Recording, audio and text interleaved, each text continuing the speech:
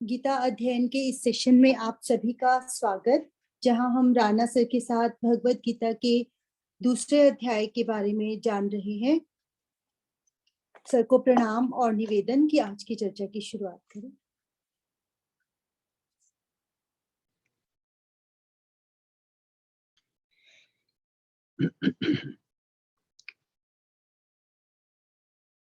वसुदेव सुतं देवं कंस चाणूरमर्दनम् देवकी परमानंदम कृष्णं वंदे जगद्गुरुम्।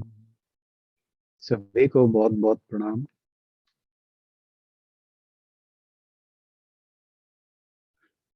हम आज 37 और 38वां श्लोक लेने वाले हैं दूसरे अध्याय का।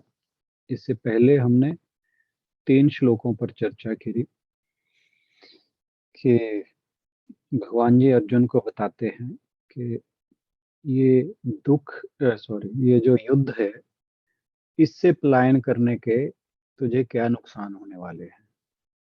एक तो कहा कि जो इससे तुम्हारा अपयश होगा या अपकीर्ति होगी वह सदा बनी रहेगी, और कोई भी जो रिप्यूटेड या रिस्पेक्टेड व्यक्ति होता है, जो सम्मानित व्यक्ति होता है, उसके लिए यह कहा मरने से भी अधिक बुरी है। फिर कहा कि अब तक जिन लोगों की नजर में तू सम्मानित बना रहा है, वे लोग तुझे युद्ध से भागा हुआ मानेंगे और तेरी हमेशा के लिए निंदा किया करेंगे, और वे तुझे छोटा करने का प्रयास करेंगे,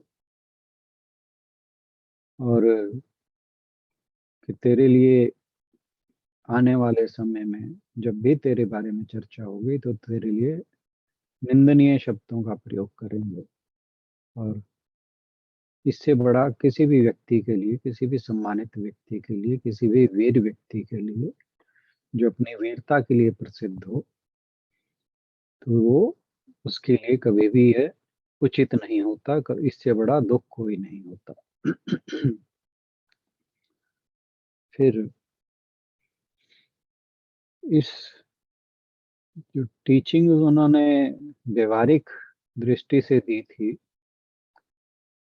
इसको लगभग समअप करते हुए भगवान जी कहते हैं, वो 37वां श्लोक। आशु जी, आप हाँ जी पढ़ सर। देंगे हाँ जी। जी सर। हतो वा प्राप्स्यसि स्वर्गं जित्वा वा भोक्ष्यसे महीम् तस्मादुत्तिष्ठ कौन्तेय युद्धाय कृतनिश्चयः। हे कुंती पुत्र, तुम यदि युद्ध में मारे जाओगे तो स्वर्ग को प्राप्त करोगे। यदि तुम जीत जाओगे तो पृथ्वी के साम्राज्य को भोगोगे। अतः दृढ़ संकल्प करके खड़े हो और युद्ध करो।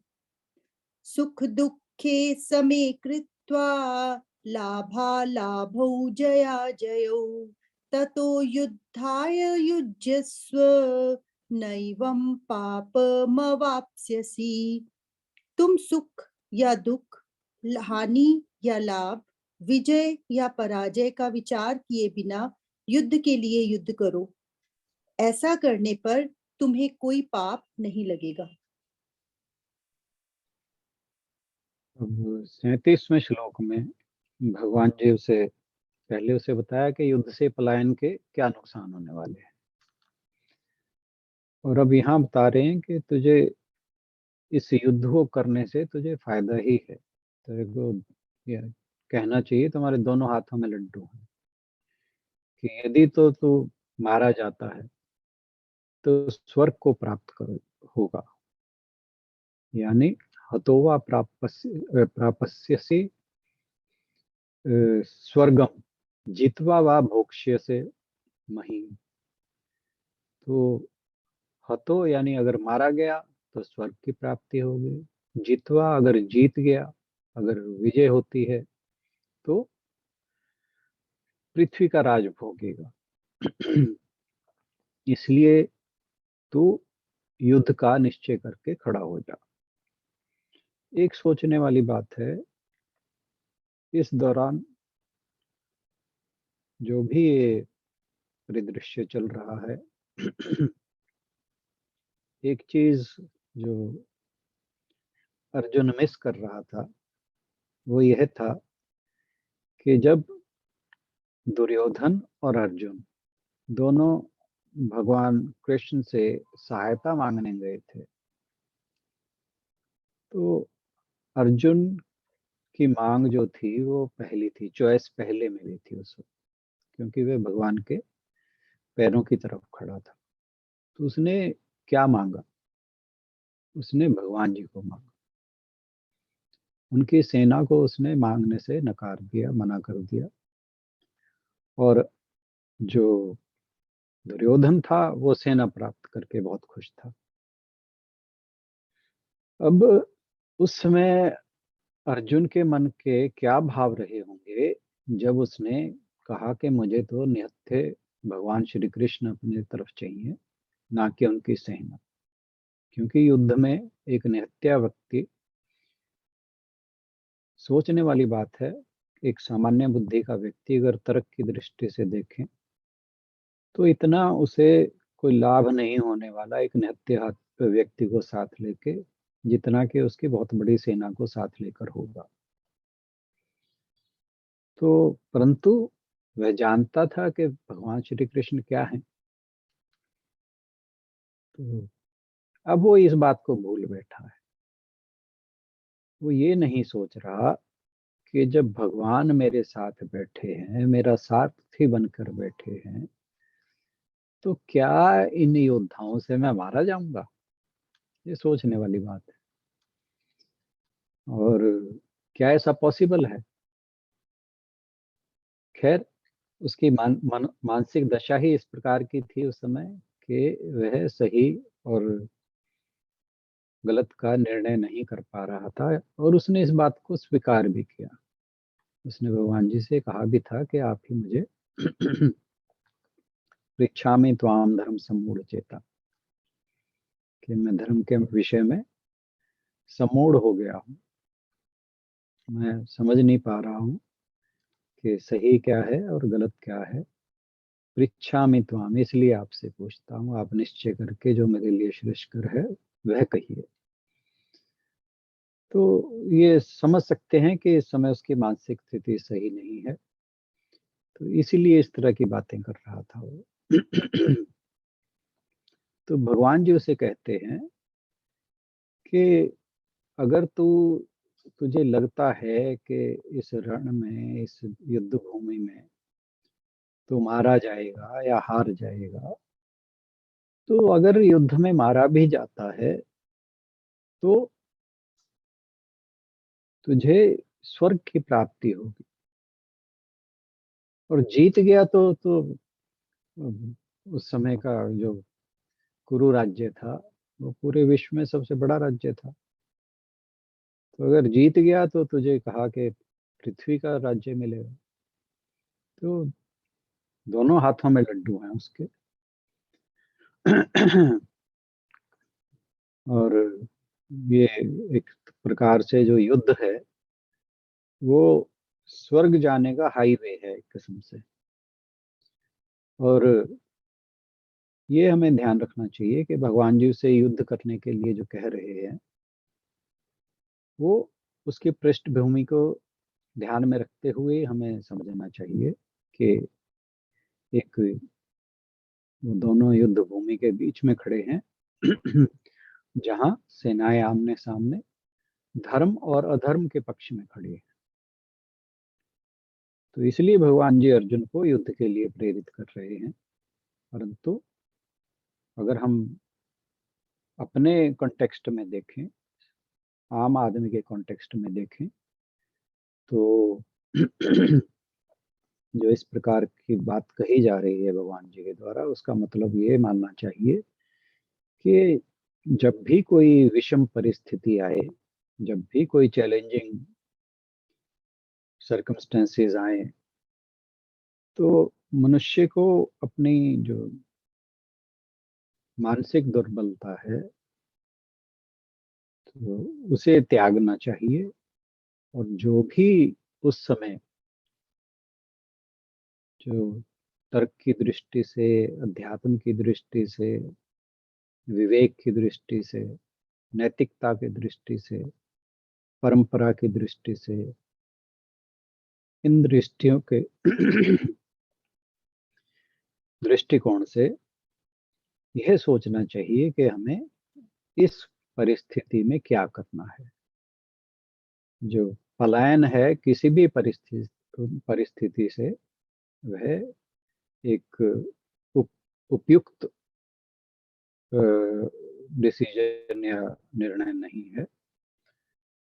तो ये जो यहाँ पर भगवान जी एक आह्वान कर रहे हैं अर्जुन को कि तो युद्ध के लिए खड़ा हो जा, तो ये एक यहाँ पर कहने का भाव ये है कि जो भी धर्म के हिसाब से जो भी उचित जान पड़े, कैसी भी परिस्थिति हो, मनुष्य को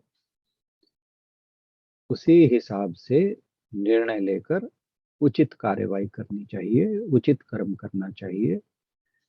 और ये हम सब के लिए एक, ना केवल अर्जुन के लिए, हम सब के लिए एक आह्वान है कि जो विषम परिस्थितियां हैं उनका डटकर मुकाबला करना चाहिए। और अब जो नेक्स्ट श्लोक है उसमें वो हमें बता रहे हैं कि किसी भी परिस्थिति में जो हमें धर्म के अनुसार कार्य करना चाहिए, उसके लिए भाव कैसे होने चाहिए।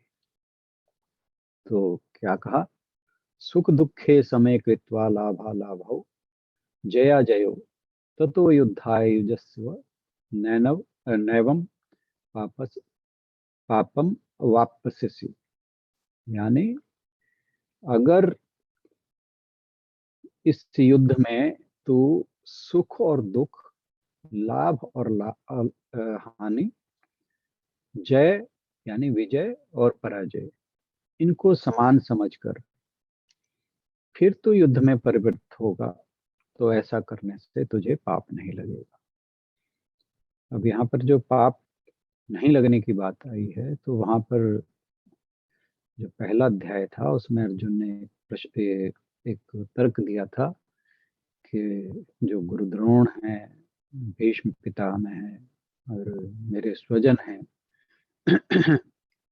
उनको मारने पर मुझे पाप लगेगा। तो भगवान जी बता रहे हैं कि किस स्थिति में मनुष्य को अपना जो धर्म के अनुरूप काम करने से पाप नहीं लगता। तो अब जो अर्जुन इस युद्ध में खड़ा है वो धर्म के पक्ष में खड़ा है। तो और भगवान जी ने कहा भी था अभी कुछ लोग पहले कि ये धर्म युद्ध है। तो जब अर्जुन का पक्ष धर्म का है तो युद्ध करना किसी भी तरीके से, किसी भी दृष्टिकोण से उसके लिए बिल्कुल ठीक था। और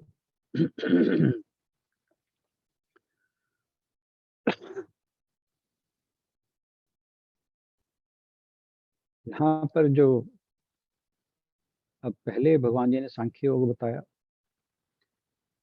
और जो आत्मा संबंधी उसके वास्तविक रूप का उसको ज्ञान दिया। अब यहाँ पर जो सांसारिक ज्ञान है, कि व्यवहारिक ज्ञान के विभिन्न परिस्थितियों में मनुष्य का क्या व्यवहार रहना चाहिए, किस प्रकार का व्यवहार रहना चाहिए, तो यहाँ पर इसके इमीडिएट बाद जो 38वां श्लोक है, कर्मयोग की शिक्षा शुरू होगी। और तो एक चीज देखने वाली है कि अभी तक अर्जुन ने जो भी बातें कही वो एक सामान्य व्यक्ति जो है, संसारी व्यक्ति, उसके दृष्टिकोण से कही। वैसे तो हम ये पहले भी बात कर चुके हैं कि ये अर्जुन को यहाँ पर एक निमित्त बनाया गया है हम सभी के लिए, इस जगत के सभी प्राणियों के लिए एक गीता का संदेश पहुंचाने के लिए कि जीवन में व्यवहारिक और आध्यात्मिक कर्म कैसे होने चाहिए व्यक्ति के। तो युद्ध तो एक, ये कहना चाहिए कि एक बहाना है। और अर्जुन, जैसा मैंने एक बार पहले भी कहा था, कोई वो बेचारा व्यक्ति नहीं है।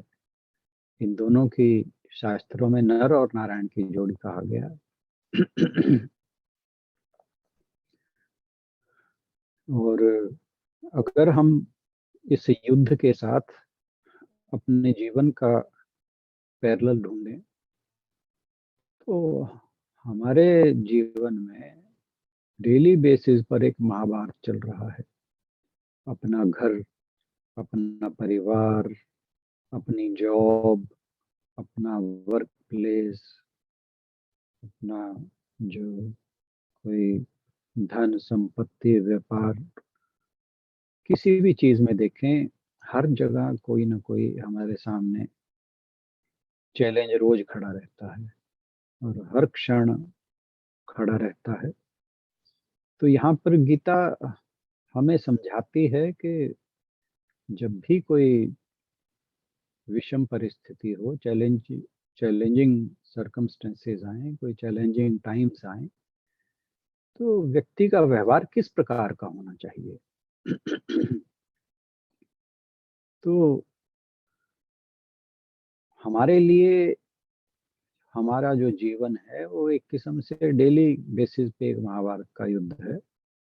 और ऐसा बहुत बार होता है कि लोग परिस्थितियों से घबरा कर घर छोड़कर भाग जाते हैं। बहुत से व्यक्ति हैं ऐसे, आप अखबारों में पढ़िए, न्यूज में देखिए, रोज कोई ना कोई इस तरह की बात आती है। कोई छात्र जो है, जब उसे लगता है कि वो पेपर में पास नहीं हो पाएगा, उसने कठिन परिश्रम नहीं किया है, तो वह घर छोड़कर भाग जाता है। बहुत से लोग, रिजल्ट अच्छा नहीं आता तो आत्महत्या तक कर लेते हैं, और या अनसक्सेसफुल होने पर आत्महत्या तक कर लेते हैं। तो ये जो संसार है, हमारा जो जीवन है, ये एक महाभारत से कम नहीं है।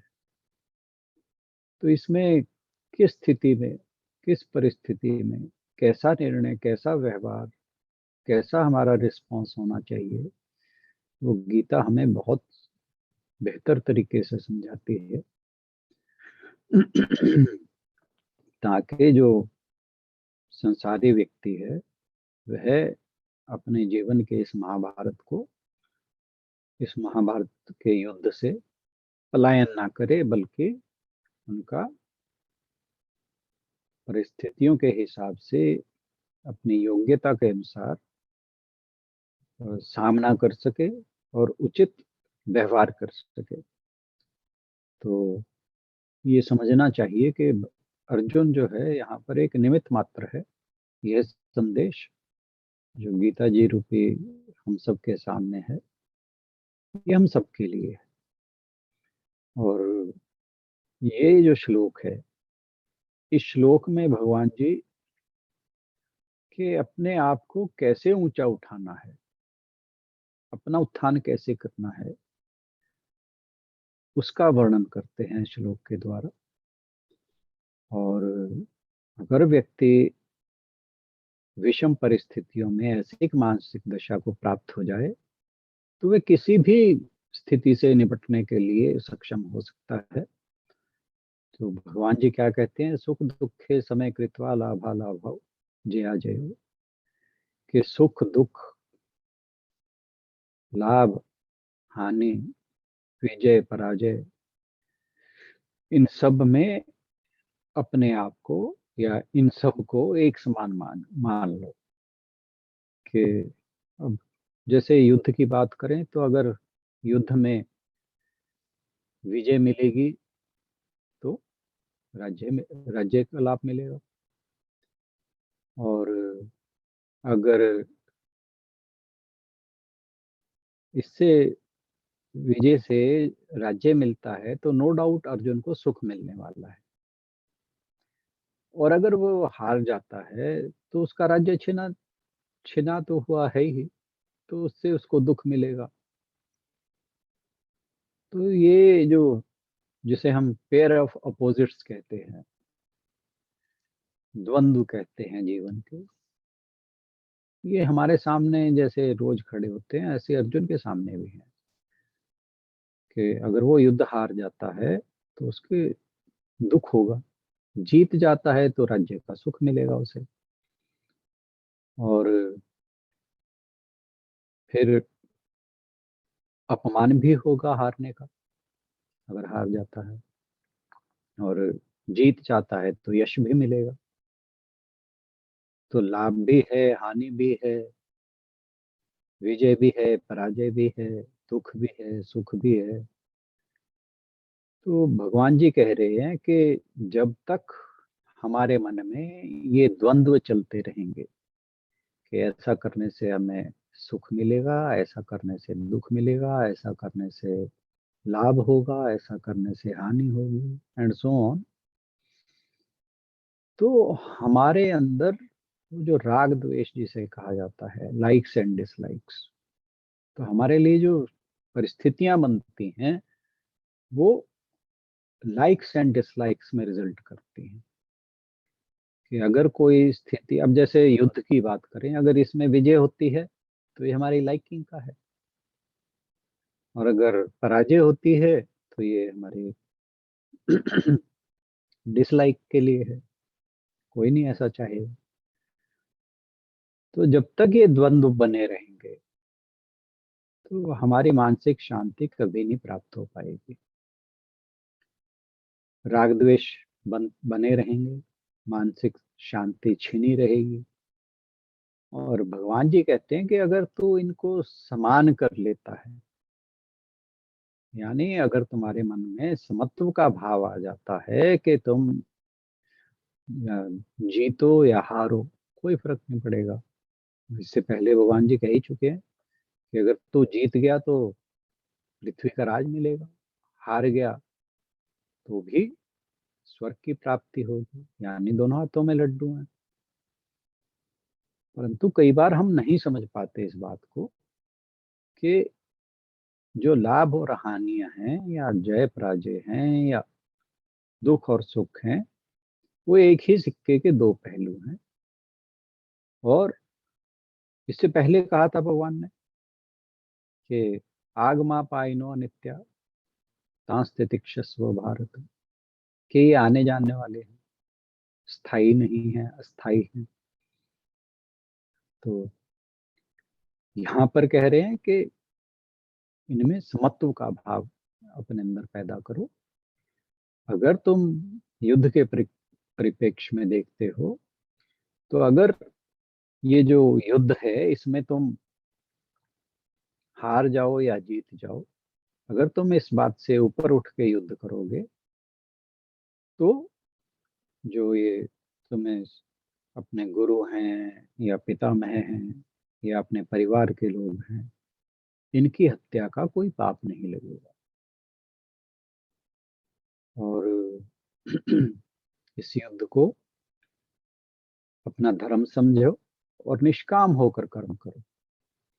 और जो हमारा युद्ध है, जो हम हमारे लिए डेली हमारे सामने आकर खड़ा होता है, हमारे जीवन का युद्ध, उसमें भी यही भाव रखने हैं।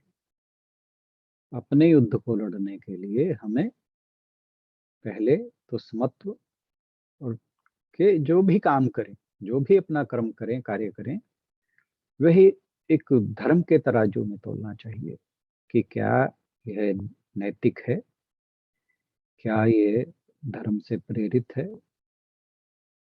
फिर यह भी सोचना चाहिए कि ये एक, मैं कहीं पढ़ रहा था कि हमें चार चीजों के ऊपर तोलना चाहिए इसे।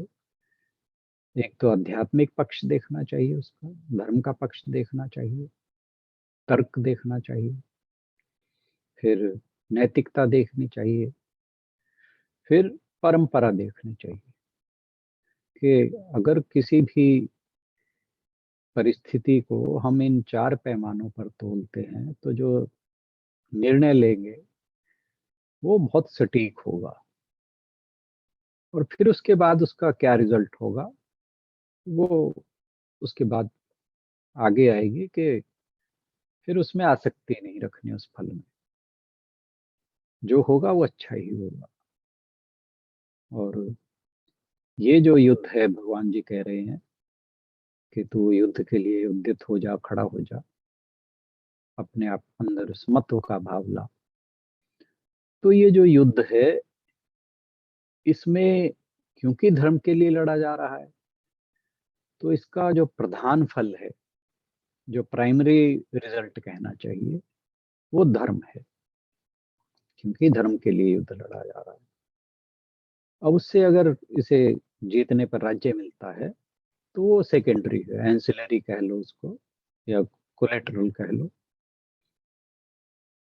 अब जैसे एक व्यक्ति मान लीजिए किसी फलदार पेड़ के नीचे जाता है तो उसे एक फल तो मिलेगा ही, परंतु उसकी छांव भी मिलेगी, उसके नीचे बैठने का सहारा भी मिलेगा। तो फल तो जो है प्राइमरी फल हो गया, हाँ प्राइमरी रिजल्ट हो गया। और जो वृक्ष की छांव है और बैठने की स्थान है, वो सेकेंडरी या एंसिलरी रिजल्ट हो गए। तो इसी तरह जो ये युद्ध है, वह प्राइमरी रिजल्ट तो उसका धर्म ही है, क्योंकि ये युद्ध जो धर्म के लिए लड़ा जा रहा है। तो इसलिए भगवान जी कह रहे हैं कि तू युद्ध के लिए खड़ा हो जा।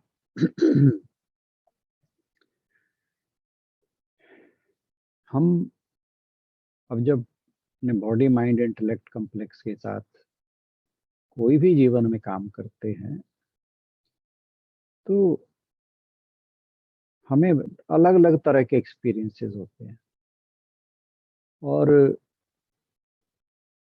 वो जो एक्सपीरियंस मिलते हैं हमें, उन्हीं को भगवान जी ने इस श्लोक में बताया है कि वो जो एक्सपीरियंसेस हैं हम, क्योंकि हम ज़्यादातर हमारा जो एक्शंस होते हैं वो बॉडी माइंड और इंटेलेक्ट के हिसाब से ही होते हैं, कि जब भी हम कोई एक्शन लें, कुछ कार्य करें, तो हमें समत्व का भाव रखना चाहिए। जो ये द्वंद्व हैं, पेयर ऑफ अपोजिट्स हैं, इनमें अपने आप को सम कर कर चलना चाहिए। और उसके लिए उसका रिजल्ट क्या होगा कि जो हमारे लिए चैलेंजिंग टाइम्स या सर्कमस्टेंसेस आते हैं, उसके अंदर हम अपने मन का बैलेंस बना के, माइंड बैलेंस्ड रहेगा अगर हम समत्व का भाव रखते हैं, तो हमारा माइंड एजिटेटेड नहीं होगा, या व्यथित नहीं होगा, या विचलित नहीं होगा। तो मन का जो संतुलन है, वो अगर हम समत्व का भाव रखते हैं तो हमारा मन संतुलित रहेगा, और हमारा जो निर्णय होंगे, जो भी हमारे रिस्पॉन्सेज होंगे किसी भी सर्कमस्टेंसेस को लेकर, वो नपे तुल्य होंगे, सटीक होंगे। और फिर फल क्या होगा उसके बारे में सोचना, तो आगे मैं बार बार कह रहा हूँ कि आगे आएगा कि उसके फल के बारे में सोचना ही नहीं है, जो होगा अच्छा ही होगा।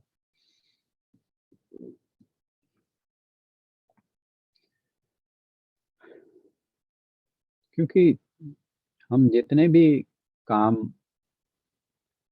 अपने आप को बैलेंस बना के करते हैं, कंट्रोल्ड माइंड से करते हैं, बैलेंस्ड माइंड से करते हैं,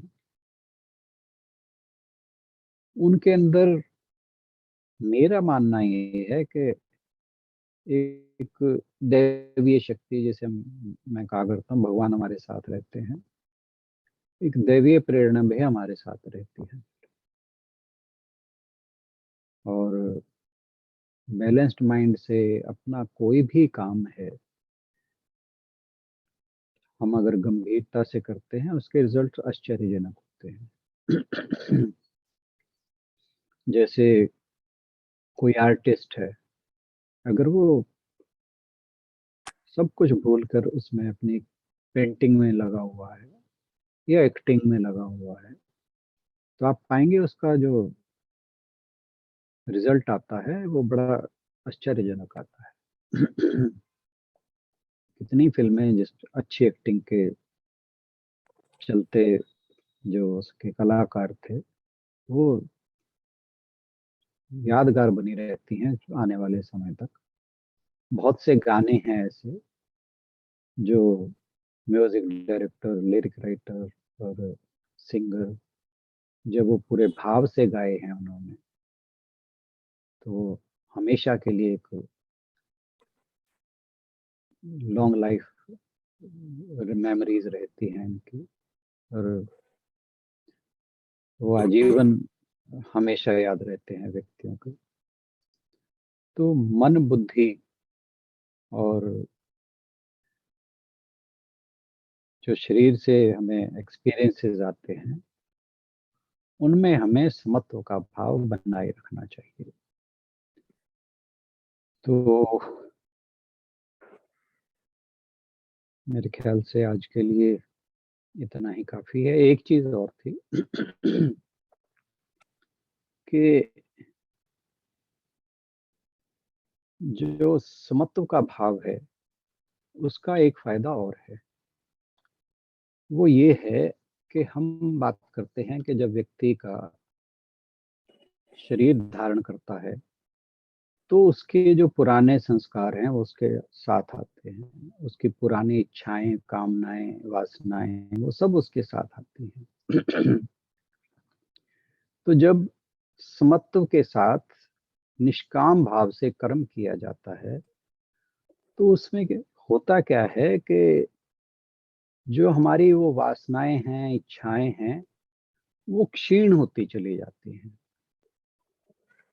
परंतु अगर हमारा मन जो है वो बैलेंस्ड नहीं है, हमारे अंदर समत्व का भाव नहीं है, तो फिर क्या होता है कि वो जो संस्कार हैं वो नए नए संस्कार, नई नई वासनाएं, इच्छाएं और जन्म लेती हैं।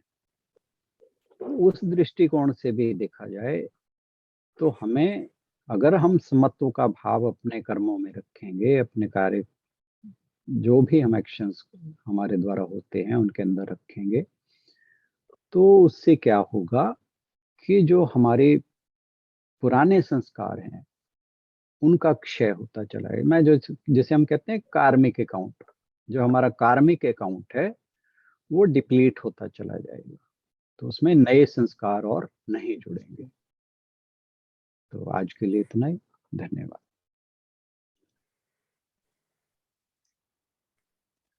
बहुत बहुत धन्यवाद राणा सर का। यदि आज वैसे समय ऊपर हो चुका है, इन दोनों श्लोकों से रिलेटेड कोई भी अगर किसी का कुछ प्रश्न होगा या कुछ कल ऐड चर्चा करना कर चाहे, लेंगे इसके ऊपर। बहुत ही इम्पोर्टेंट श्लोक हैं दोनों इस चैप्टर के, भगवत गीता के। और मैं तो कहूंगी मेन श्लोक है, क्योंकि द्वंद्व ही वहां पर आता है जहां अपनों की बात आती है, उनके साथ हमें कोई डिसीजन लेने होते हैं, उनसे अपेक्षा के चलते या उन्हें हमसे अपेक्षा के चलते उसी समय हमें डिसीजन लेने में थोड़ी कठिनाई का सामना करना पड़ता है। अगर कोई थर्ड पर्सन है तब तो हम झट से कह देते हैं कि क्या ठीक है क्या गलत है। बहुत ही इम्पोर्टेंट दोनों श्लोक, इनको बार बार मनन करें। और कल इन्हीं को हम डिस्कशन करेंगे पहले, फिर कल आगे हम की और पहले भी बात कर रहे थे कि 31 से लेकर 38 तक ठीक है। इन श्लोकों पर कल चर्चा करेंगे। एक रिवीजन ठीक भी है। हो जाएगा, फिर हमारी डिस्कशन भी हो जाएगी।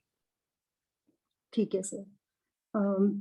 अगले सेशन की ओर बढ़ने से पहले मैं बोल दूं कि अंजू जी आपके पिछले वाले वॉलपेपर की तारीफ कर रहे थे, उसमें पर था कि कुछ निकल कर जा रहा था, लेकिन आज का जो वॉलपेपर है उसमें से नया एक सूर्योदय हो रहा है और लग रहा है कि कुछ नया होने वाला है। और कृष्ण जी अपना दिल थाम के कुछ कह रहे हैं अर्जुन से।